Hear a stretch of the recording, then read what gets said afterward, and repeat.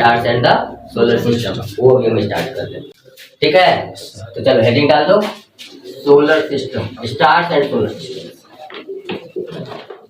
Stars and solar system.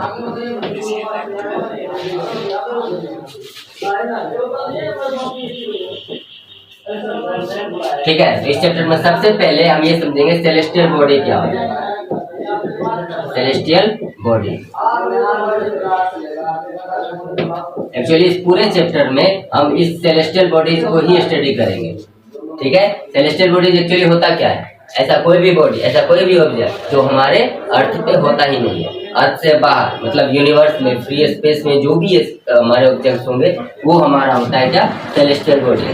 तो celestial bodies में क्या क्या इंक्लूड करेगा, जैसे हमारा ये स्टार्स हो गया, स्टार्स हो गया, हमारा मून हो गया, प्लैनेट्स हो गए, कॉमेट्स हो गए,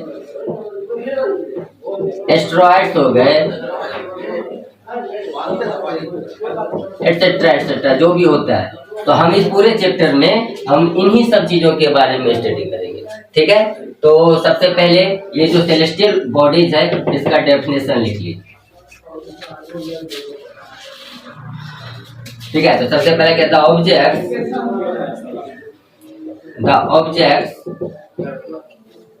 द ऑब्जेक्ट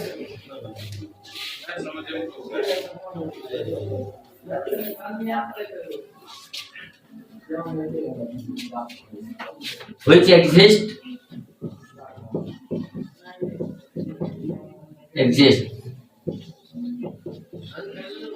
in the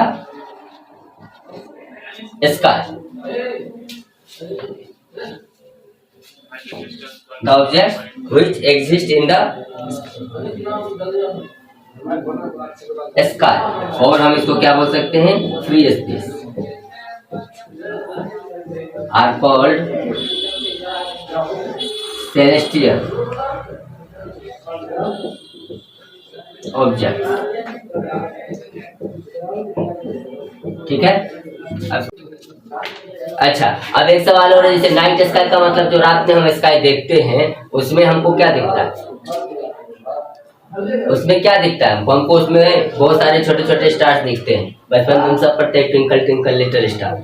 ठीक है, तो वो स्टार हमको एट ए टाइम अगर हम नेकेड आई से, खुली आंखों से देखेंगे तो किसी भी क्लियर नाइट स्काई में, जब मून ना हो तब, मतलब अमावस्या की रात हो जिसको हम बोलते हैं न्यू मून, अगर हम उस रात में देखें या किसी भी डार्क नाइट में देखेंगे तो एट ए टाइम मैक्सिमम हमको कितना स्टार दिखेगा, 2 से 3 हजार, उससे ज्यादा हम नहीं देख पाएंगे।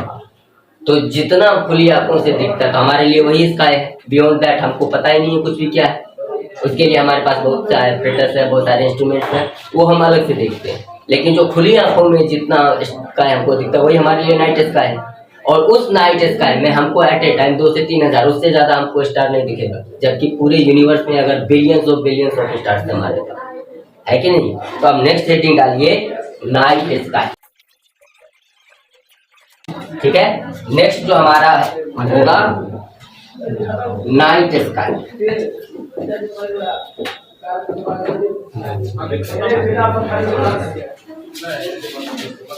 तो यहाँ पे इसके बारे में हम क्या लिखेंगे, on A clear moonless night, moonless. ठीक है, हमने मूनलेस नाइट क्यों कहा, क्योंकि मूनलेस नाइट में बहुत ज्यादा डार्कनेस होता है, अंधेरा होता है हमारे पास, उसमें हम कितना भी फेंट स्टार जो भी होता है उसको भी हम क्लियरली क्या कर सकते हैं, देख सकते हैं। तो क्लियर मूनलेस नाइट में we can see no more than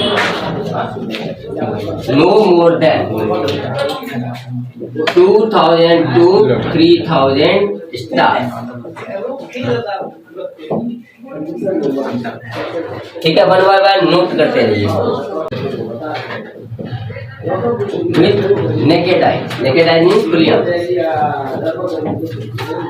और a clear moonless night we can see no more than 2000 to 3000 stars with naked eye। ठीक है, क्लियर है, नोट कीजिए।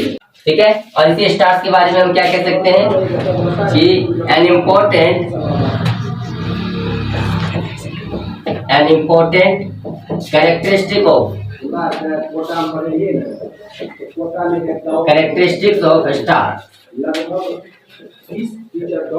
stars are that they twinkle। ठीक है, stars के बारे में दो चीजें इंपॉर्टेंट होती है। एक तो वो बहुत छोटे छोटे दिखते हैं, पॉइंट साइज के दिखते हैं, लेकिन एक्चुअली ऐसा है नहीं। वो इतने ह्यूज हैं कि हमारे अर्थ के जैसे से hundreds of millions of earth उसके अंदर में जाके समा सकते हैं, लेकिन फिर भी वो हमें एक पॉइंट साइज दिखते हैं। क्यों? क्योंकि वो हमसे एक्सट्रीमली फार है, बहुत ज्यादा दूर है, पहली बात। और दूसरी बात, सिर्फ इसी वजह से, डिस्टेंस की वजह से ही वो जो स्टार्स होते हैं वो हमें ट्विंकल करते हुए दिखते हैं। टिम टिम करना, कभी उसमें से लाइट आता है, कभी जाता है, कभी आता है, कभी जाता है, वो होता है ट्विंकलिंग ऑफ स्टार। तो वो जो ट्विंकलिंग ऑफ स्टार मतलब जो स्टार ट्विंकल कर रहे हैं, पहली बात। और दूसरी बात, जो वो इतने पॉइंट्स इतने छोटे दिखते हैं, वो किस वजह से दिखते हैं? क्योंकि वो हमसे बहुत दूर है।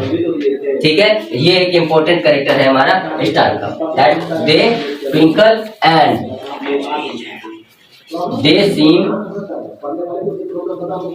they seem very very small, and they seem very very small because they are very far from us।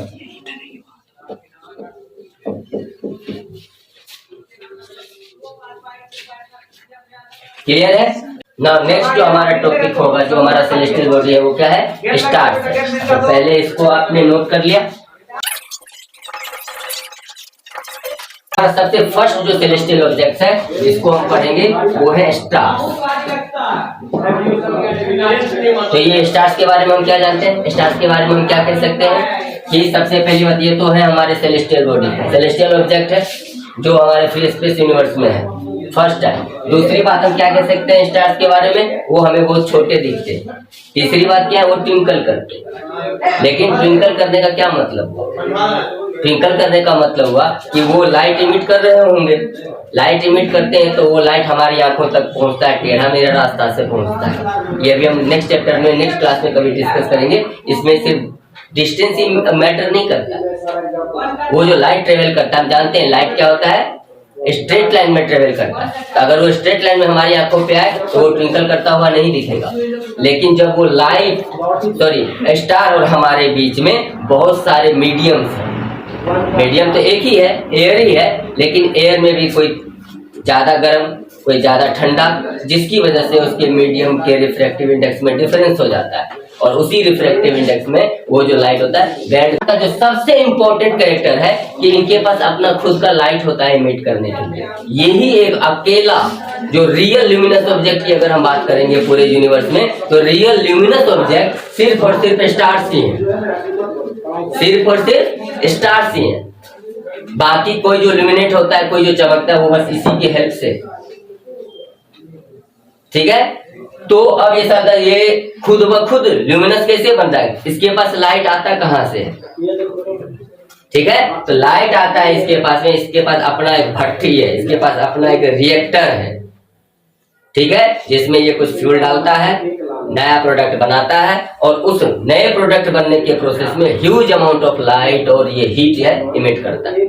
तो वो जो रिएक्शन है उसको हम क्या बोलते हैं? Nuclear fusion. क्या बोलते हैं? Nuclear fusion. तो ये जो न्यूक्लियर फ्यूजन जो रिएक्शन है, इसमें क्या होता है? दो छोटे छोटे जो हमारे लाइटर जो एटम्स होते हैं वो फ्यूज करते हैं। फ्यूज का मतलब कंबाइन कर जाते हैं, मिल जाते हैं। फ्यूज करने के बाद एक भारी एटम बनता है, और इसी प्रोसेस में, इसी रिएक्शन के प्रोसेस में बहुत सारा हीट हमारा और लाइट इवॉल्व होता है, और वही लाइट हम सबको दिखता है। ठीक है, क्लियर है? तो अब हम क्या करेंगे? तो अब हम बात करते हैं वो जो लाइटर एलिमेंट है, वो हमारा, अभी हम स्टार्स की बात करें इन जनरल, लेकिन हमारे लिए सबसे इंपॉर्टेंट हमारा कौन सा स्टार है? सन है। तो सन का जो फ्यूल है, फ्यूल का मतलब जो वो कंबाइन कर रहे हैं जो लाइटर एलिमेंट, वो होता है हाइड्रोजन। एक्चुअली 75%, मोर देन 75% जो स्टार्स का जो पार्ट है वो हाइड्रोजन ही है। रेस्ट 20%, 23% ये हमारा आता है हीलियम, जो बनाता है कन्वर्ट करके हाइड्रोजन और हीलियम। रेस्ट 1-2% इधर उधर कुछ और भी होंगे, वो हम पढ़ेंगे जब हम सन के बारे में स्पेशली पढ़ेंगे। क्लियर है? अभी मैंने 2-4 बातें कही। स्टार्स है जो हमसे बहुत दूर है, इसी वजह से ये पॉइंट साइज के दिखते हैं, छोटे दिखते हैं। दूसरी बात मैंने कही कि ये ट्विंकल करता हुआ दिखता है। तो ट्विंकल भी क्यों करता है? ट्विंकल करता है, ये हमसे बहुत दूर है, और जो वहां से जो हमारे पास जो लाइट आता है वो यूं डांस करके आता है, अपना पाथ चेंज करते रहता है हमेशा। तो उस पाथ चेंजिंग की वजह से वो हमको क्या होता है, वो ट्विंकल करता हुआ दिखता है। थर्ड बात मैंने कही कि ये स्टार्स के पास अपना लाइट और अपना हीट होता है। तो वो लाइट क्यों होता है? लाइट होता है कि इसके अंदर जो जो हाइड्रोजन प्रेजेंट है वो आपस में कंबाइन करके हीलियम बनाता है, और इसी हीलियम बनने के प्रोसेस में बहुत ही ह्यूज अमाउंट में क्या होता है, लाइट और हीट इमिट होता है। तो जितनी बातें कही है हमने, अभी हम 1 by 1 इस स्टार्स के बारे में लिखेंगे। ठीक है, तो फर्स्ट पॉइंट स्टार्स के बारे में लिखेंगे, लिखना शुरू कीजिए। Stars are the celestial objects.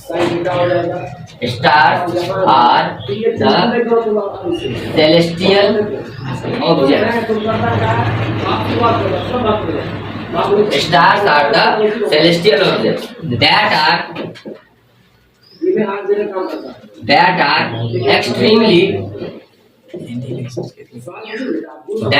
extremely hot and have their own light.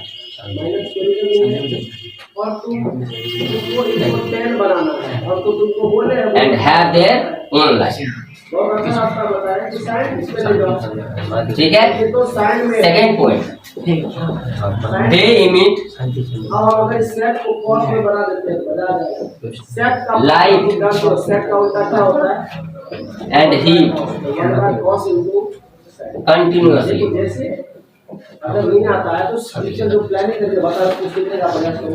Second. Third point क्या लिख सकते हैं इसके बारे में? ठीक है, मेन जो कंपोजिशन है हमारे स्टार्स का वो है stars are mainly made up of hydrogen, made up of hydrogen gases. क्या लिखते हैं? The heat and light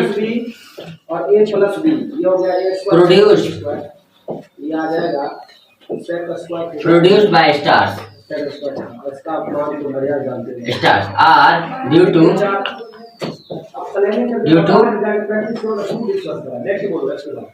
nuclear fusion reaction which are taking place there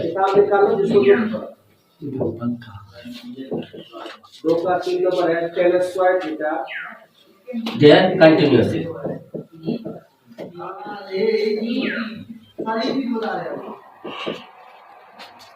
ठीक है, देखिए स्टार्स के बारे में हमने 2-3 पॉइंट लिखे हैं। फर्स्ट है stars are the celestial objects that are extremely hot and have their own light. Stars हमसे बहुत ही दूर है, सेलेस्टियल ऑब्जेक्ट्स हैं, बहुत ही एक्सट्रीमली हॉट और इनके पास अपना खुद का लाइट है। सेकेंड पॉइंट है कि ये लाइट और हीट को कंटिन्यूअसली इवॉल्व करते रहते हैं, एमिट करते रहते हैं। तीसरा पॉइंट हमने लिखा है कि stars are mainly made up of hydrogen gas. ये इंपॉर्टेंट है, ये इंपॉर्टेंट है। ठीक है, इसका मेन कंपोजिशन कोई भी स्टार्स है तो वो हाइड्रोजन से मिलके बना है, हाइड्रोजन गैस है उससे मिलके बना है। उसके बाद यही हाइड्रोजन गैस क्या करते हैं, आपस में कंबाइन करते हैं। और एक जो हमारा है heat and light produce by stars are due to nuclear fusion reaction. तो न्यूक्लियर फ्यूजन रिएक्शन में एक्चुअली क्या होता है, ये जो हाइड्रोजन गैस उसमें प्रेजेंट है, ये एक हाइड्रोजन और ये एक हाइड्रोजन, ये दोनों जब कंबाइन करते हैं तो एक हीलियम हमारा बनता है। तो यही है हमारा न्यूक्लियर फ्यूजन रिएक्शन। अगर हम यहाँ पे देखेंगे तो इस हाइड्रोजन का मास होता है 1 यूनिट, ये बहुत ही लाइट है, और ये जो हीलियम है इसका यूनिट मास होता है 4 यूनिट। तो ये एक हीलियम है, हैवियर एलिमेंट है, ये हैवियर एटम बना है। कैसे, दो ये लाइटर एटम को कंबाइन करने के बाद। तो इसी प्रोसेस में हमारा क्या होता है, एक large amount of huge amount of heat and light is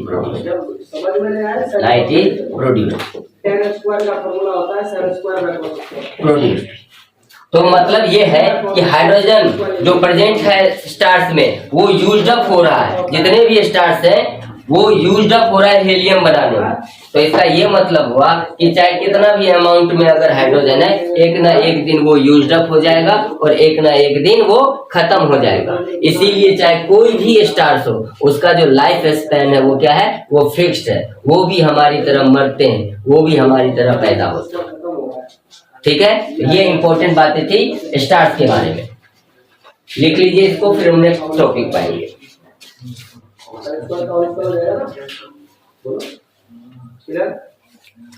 ठीक है,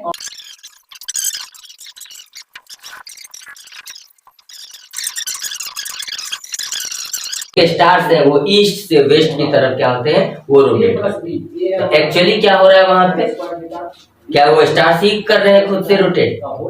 नहीं, ऐसा है नहीं। एक्चुअली कि हम खुद अपने एक्सिस में टिल्टेड है 23.5 डिग्री। तो इस वजह से क्या होता है कि हमारा जो मोशन है, खुद का अर्थ का मोशन, उसके रिलेटिव में वो जो स्टार्स हैं उसके अपोजिट, मतलब हम वेस्ट से ईस्ट की तरफ जा रहे हैं तो वो हमको ईस्ट से वेस्ट की तरफ जाता हुआ दिखता है। जैसे हम किसी मूविंग ट्रेन में बैठते हैं तो जो ट्रेन के जो हम विंडो से अगर बाहर देखेंगे तो जो बाहर का एक जो ऑब्जेक्ट है वो हमसे पीछे जाता हुआ दिखता है। तो एक्चुअली वो पीछे नहीं जा रहा है, जा रहे हैं हम आगे। तो हमारे रिलेटिव में वो क्या होता है, वो कोई भी ऑब्जेक्ट जो है वो पीछे जाता हुआ दिखता है। सेम उसी तरह जो हमारा अर्थ है वो खुद वेस्ट से ईस्ट की डायरेक्शन में जा रहा है, इसीलिए वो जितने भी सारे स्टार्स हैं वो हमको ईस्ट से वेस्ट की तरफ वो अपियर। एक्चुअली ऐसा है नहीं, वो होता क्या है, हम चूंकि मूव कर रहे हैं वेस्ट से ईस्ट की तरफ तो वो हमें स्टार्स सारे के सारे ईस्ट से वेस्ट की तरफ मूव करते हुए दिखते हैं। ठीक है।